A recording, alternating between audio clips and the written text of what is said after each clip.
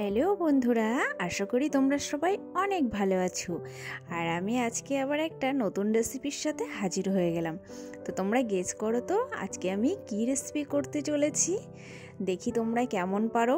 আর এইখানে দেখো বোনলেস আমি মাংস নিয়েছি ছোট ছোট করে কেটে, তার ভিতরে পেঁয়াজ, আদা রসুন বাটা, লঙ্কা বাটা দিয়ে আমি 30 মিনিট মতো ঢেকে রেখে দেবো।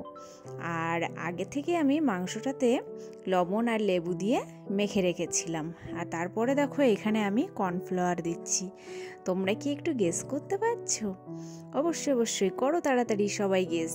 আর এইখানে দেখো একটা ডিম ভেঙে দিলাম। যখনই আমি ভিডিও করতে ডিম ভাঙতে যাই, ডিমটা আমার একদমই ভালোভাবে ভাঙে না, কেন জানি না। আর এবারে দেখো আমি কড়াইতে একটু তেল দিয়ে দেবো, দিয়ে এই মাংস যে ম্যারিনেট করাটা সেটা কিন্তু আমি ভেজে নেব। আর এই প্যাকেট থেকে তেল দিলাম বলে কেউ কিছু মনে করো না যেন। তেলের বোতলে তেলটা ঢালার পরে অতিরিক্ত তেল যেটা ছিল সেটাতেই আমি আজকে রান্নাটা করছি, তার জন্য প্যাকেট দিয়ে আমি তেলটা ঢাললাম। আর তারপরে দেখো এইখানে তেলটা আমার গরম হয়ে গেছে। আর তারপরে মাংসগুলো আমি একটা চামচের সাহায্যে করে দিয়ে দিচ্ছি, কারণ প্রচুর লঙ্কা আছে আর আমার হাত ভীষণ জ্বালা করে। আর দেখো এবারে কিন্তু আমার মাংসটা ভাজা হয়ে গেছে। আর তোমরা কিন্তু মাংসটা যখন ভাজবে অবশ্যই ফ্লেমটা লোতে দিয়ে রাখবে, না হলে ভিতরটাও কড়াও হয়ে যাবে। বাইরেটা একটু ক্রিস্পি থাকলেও ভিতরটা যেন সফট থাকে, না হলে কিন্তু ভালো লাগবে না। তো দেখো রেসিপিটা আশা করি অনেকেই তোমরা গেস করতে পারছো। আজকে কিন্তু আমি চিলি চিকেন বানাচ্ছি, তার জন্যই এত আয়োজন। আর এবারে দেখো আমার দ্বিতীয় ব্যাচটাও ভাজা হয়ে গেছে। তো মাংসগুলো বেশ সোনালি কালার করে আমি ভেজে নিয়েছি।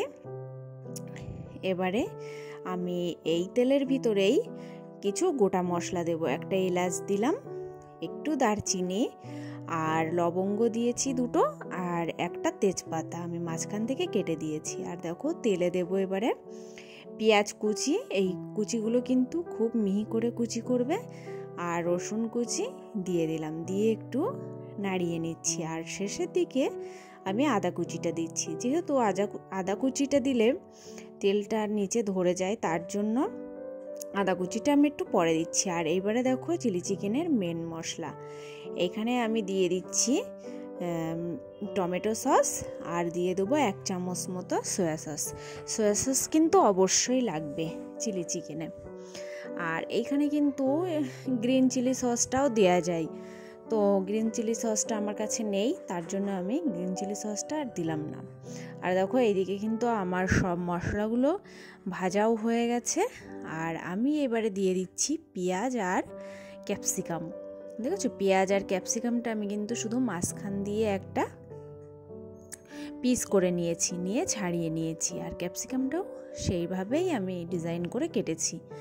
তো একটু লবণ দিয়ে দিলাম যাতে ক্যাপসিকাম আর পেঁয়াজটা তাড়াতাড়ি একটু সিদ্ধ হয়ে যায়। তো এইভাবে নাড়াতে নাড়াতে তারপরে আমি আবার সসের বাটিটা একটু গুলিয়ে নিলাম, নিয়ে দিয়ে দিলাম। দিয়ে আমি কড়াইটাতে ফ্লেমটা কিন্তু এই সময় একটু হাইতে রাখবে। তারপরে দেখো দেওয়ার সাথে সাথেই কিন্তু ফুটে উঠবে। আর এবারে আমি মাংস ভাজাগুলো দিয়ে দিচ্ছি। এই মাংস ভাজাগুলো কিন্তু খেতে পুরো একদম চিকেন পকোড়ার মতো। অ্যাকচুয়ালি এটাও একটা চিকেন পকোড়াই বলতে পারো, সেটা দিয়েই রান্নাটা হচ্ছে আজকে। আর এই যে গুঁড়ো মশলাটা দিলাম, এই মশলা কিন্তু একটা সিক্রেট মশলা। তারপরে দেখো এই মশলাটা আমি কি করে করেছি তোমাদেরকে একটু বলে দিই। এইখানে আছে মৌরি, এলাচ আর একটু দারচিনি আর লবঙ্গ, ব্যাস এইটুকুই লাগে।